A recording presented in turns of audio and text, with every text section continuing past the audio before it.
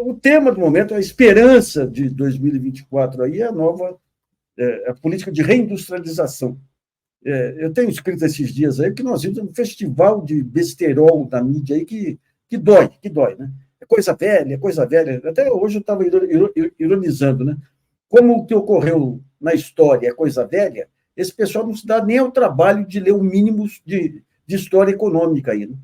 E essa política tem um conjunto, a gente tem que entender direitinho para fazer as críticas adequadas. E um dos coordenadores dessa política, especialista também em modelo chinês e tudo, é o Wallace Moreira, que vem mais uma vez aqui nos dá o prazer aqui de tentar entender aí a nova política. Léo, o Wallace, como é que você viu a reação da imprensa aí, Wallace? Boa noite, Nassif, boa noite àqueles que estão nos assistindo. Eu encaro de forma natural, Nassif, né? A gente está numa democracia onde as pessoas se posicionam. O que me preocupa muitas vezes é quando a gente se posiciona sem ter lido, né, a proposta, sem ter visto o que de fato está sendo colocado, né, sem acompanhar e fazer parâmetros com o cenário internacional. Eu estava conversando há pouco no canal do André Roncalha sobre como que no período recente o próprio Fundo Monetário Internacional e as instituições internacionais como a UNCTAD, a OCDE, reconhecem que a agenda do consenso de Washington ela não tem mais efetividade, né? Ela entra em declínio. Tem um estudo do Fundo Monetário Internacional dizendo que as ideias do consenso de Washington não cumpriram com o prometido, não gerou crescimento, não gerou inserção social. Depois publica um estudo dizendo assim, olha, as ideias estão em crise do consenso de Washington, está caindo. Né? As pessoas perceberam que elas não deram certo. E depois, hoje, em janeiro agora, né, o próprio Fundo Monetário Internacional publicou um estudo em que a política industrial voltou no mundo inteiro, em particular nos países desenvolvidos. Quando eu leio as críticas, quando eu acompanho as críticas, eu as acho natural, normal, mas eu sinto uma falta de contextualização em dizer, né, que o mundo vem fazendo isso. O estudo do Fundo Monetário Internacional mostrou que Estados Unidos, China e União Europeia concentram 48% de todas as medidas de políticas industriais no mundo. E políticas que distorcem o comércio internacional em 78%. Né?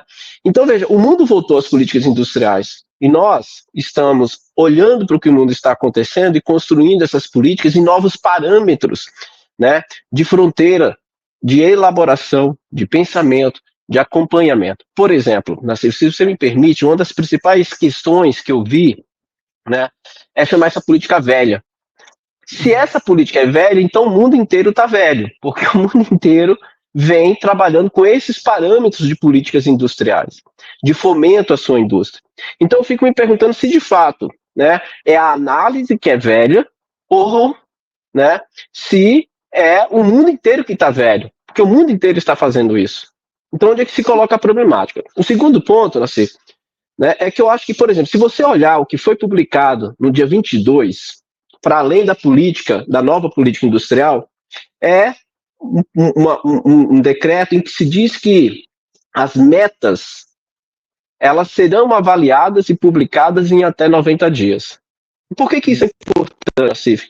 Ao publicarmos as metas, nós iremos também apresentar à sociedade princípios da boa prática de política pública que já são implementadas, diga-se de passagem, Nassif, de metas, contrapartidas, sanções administrativas, tudo com plena responsabilidade com o dinheiro público.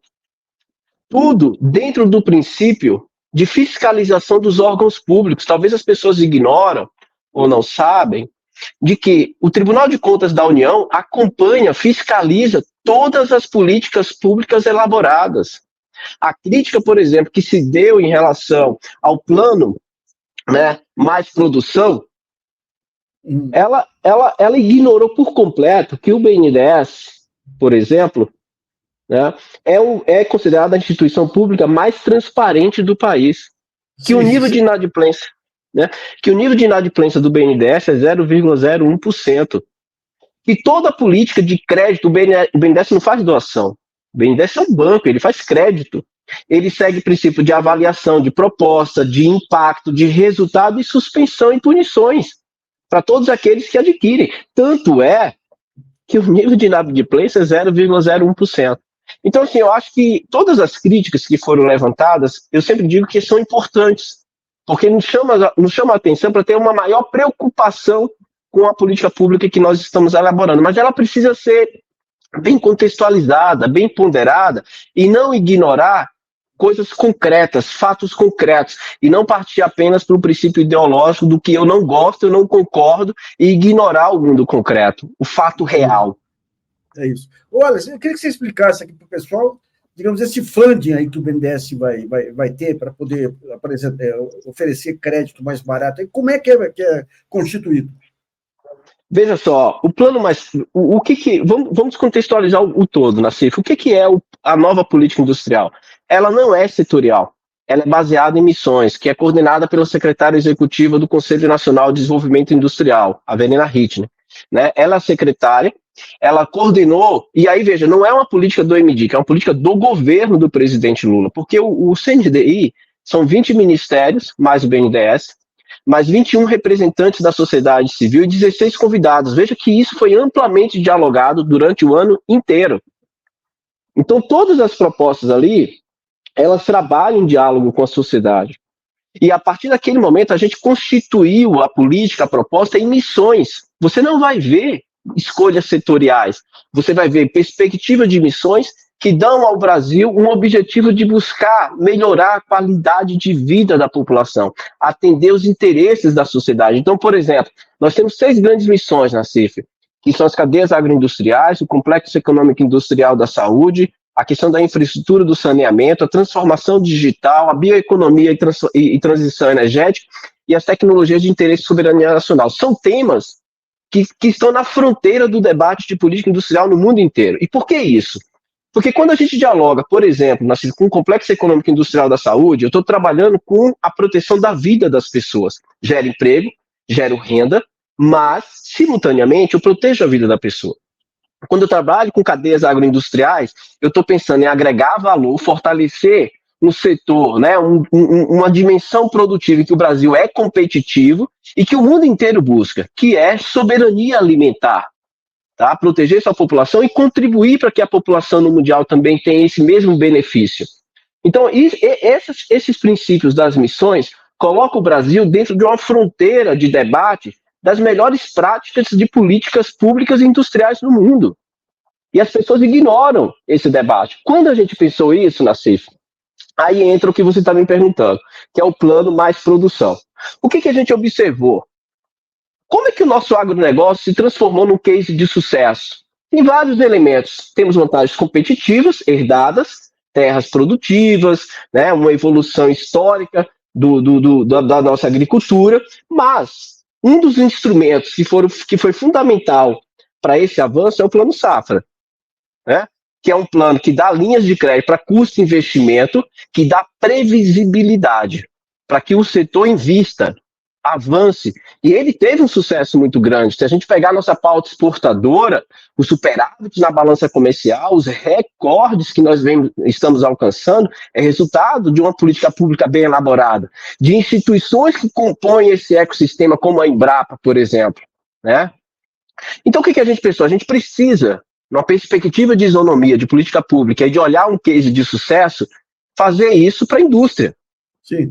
Então, a nossa ideia foi, vamos criar um plano mais produção, é o início de um plano, a gente está construindo esse plano, que ofereça para a indústria uma previsibilidade de recurso disponível a taxas, né, que sejam razoáveis, que estimulem o investimento produtivo. Então, o plano mais produção, se você olhar, ele não é vertical, ele é horizontal. Por que ele é horizontal? Nós não estamos tratando do setor, nós estamos tratando das 6 missões em um plano que tem como perspectiva promover uma indústria mais verde, mais inovadora e digital, mais produtiva e mais exportadora. Ou seja, todos os setores produtivos que contribuam para essas grandes perspectivas podem ter acesso a esse crédito para contribuir para que o Brasil possa avançar. Então, o que a gente fez a partir disso? Por exemplo, para a linha de mais verde, a gente tem o Fundo Clima, a gente tem a operacionalização via mercado de capitais, para captação de recursos, né, com 12 bilhões, tá, para essa linha. Para o mais exportadora, nós temos uma linha, né, de crédito do pré e pós-embarque, inclusive com o BNDES operando, né, com empresas que exportam e que têm crédito em dólar para poder financiar em dólar pela variação cambial, com 40 bilhões para os próximos 3 anos, para os próximos 4 anos. 40 bilhões para estimular a exportação, né? Para a questão mais produtiva, a gente tem um conjunto de recursos de 180 bilhões, né, com o Novo Brasil Mais Produtivo, com as taxas de juros TLP, Selic, taxas de mercado, em que o BNDES vai captar, né, por exemplo, com as letras de câmbios de crédito, a LCD, via mercado de capitais, assim como tem, né, a LCI, nada que não seja de instrumentos de mercados que promovam, né, a industrialização. A única linha de crédito que é mais barata dentro desse conjunto de recursos de 300 bilhões é a linha de crédito ATR. Por quê? Isso foi aprovado pelo Congresso, dentro do princípio da responsabilidade fiscal, está previsto no orçamento público, porque inovação, você traz um elemento de incerteza e de riscos. O risco, Nassif, por definição, você conhece muito bem isso, ele é calculado, mas a incerteza não. E para que as empresas possam se inserir numa dinâmica de inovação, elas precisam ter uma linha de crédito mais vinculada a esses princípios. E o mundo inteiro faz isso. Então, o mundo inteiro faz isso. Você falou nos jogos de controle aí. Eu lembro lá atrás, quando a FINEP começou a se soltar mais, que a presidente Dilma colocou mais verbas na FINEP, havia uma dificuldade muito grande com os jogos de controle. Eu falei na ocasião com o diretor da FINEP, ele falou, nos Estados Unidos, se aplicar em 10 startups e uma der certo, o cara está premiado. Aqui, se aplicar em 10 e uma der errado, da TCU. Como é que vocês estão negociando com os jogos de controle para entender essa dinâmica também do mercado de risco aí? Não, o TCU, todos os projetos, Nassif, todas as medidas de políticas públicas passam por uma avaliação do TCU para apontar os riscos e aquilo que não é permitido. Nada se faz numa política pública que não esteja de acordo com as regras estabelecidas do TCU para proteger a sociedade, para proteger o orçamento público. E o Tribunal de Contas da União tem um olhar atento de contribuição para o avanço das políticas públicas no Brasil. Eu vou citar um exemplo, Nassif. Recentemente eu vim aqui falar contigo sobre o programa Mover, Mobilidade Verde e Inovação, um programa de 19,3 bilhões de reais, que inclusive, é importante que se diga, 2 empresas anunciaram investimentos, né, por causa desse programa. A Toyota anunciou um investimento de 1,5 bilhão em ampliação da capacidade produtiva e produção de novos modelos dentro do princípio da descarbonização a carros híbridos. E a GM anunciou hoje, com o presidente Lula e o nosso vice-presidente e ministro Geraldo Alckmin, né, o investimento de 7 bilhões na ampliação da sua capacidade produtiva e na fabricação de novos modelos de carros elétricos para estar nessa fronteira da descarbonização. Essas empresas explicitamente citaram que o Mover foi fundamental para que elas tomassem decisões de investimentos no Brasil. Isso é resultado de política pública bem elaborada, com objetivos claros. E aí, se você pegar o Mover, Nassif, eu estou citando isso porque, veja, o Mover ele tem metas, tem contrapartidas, tem princípios, diretrizes e sanções administrativas. Por que nós temos isso? Porque toda política pública precisa ser contemplada por essas dimensões. Sempre foi assim, é assim, e nós estamos aprimorando para responder à sociedade da melhor forma possível, com transparência, né, com responsabilidade. Isso é uma orientação, por exemplo, no MDIC, e tendo como presidente do CNDI, do Conselho Nacional de Desenvolvimento Industrial, nosso vice-presidente e ministro, né, a responsabilidade com o dinheiro público, o compromisso com a sociedade de gerar emprego, renda no Brasil, emprego no Brasil, fazer com que a estrutura produtiva brasileira avance, né? Com muitos, quando cobram, falam assim, olha, a estrutura produtiva brasileira está atrasada. Então a gente está tentando, né, superar esse desafio. No final do ano passado, Nassif, só para complementar, nesse objetivo, nós anunciamos, para elevar o nível de produtividade, de competitividade, o programa de depreciação superacelerada, que é um programa em que todo mundo sabe que ele é importante para estimular o investimento. O Bradesco, que é uma instituição, né, financeira do mercado, fez uma previsibilidade, uma estimativa que essa primeira fase do programa de 3,4 bilhões vai gerar um investimento adicional de 20 bilhões. O Instituto de Pesquisa Econômica Aplicada, o IPEA, fez um estudo que mostra que para cada R$1 da depreciação superacelerada vai gerar R$2,60 no PIB. Portanto, né, se a gente conseguir, né, avançar na depreciação superacelerada, nós podemos ter investimentos adicionais de 22, 23 bilhões. Ou seja, é uma política pública com todos os critérios bem estabelecidos e calibrados para que a gente possa, de fato, entregar para a sociedade aquilo que nós desejamos de mais valioso, que é emprego, renda e fortalecer o mercado interno do país.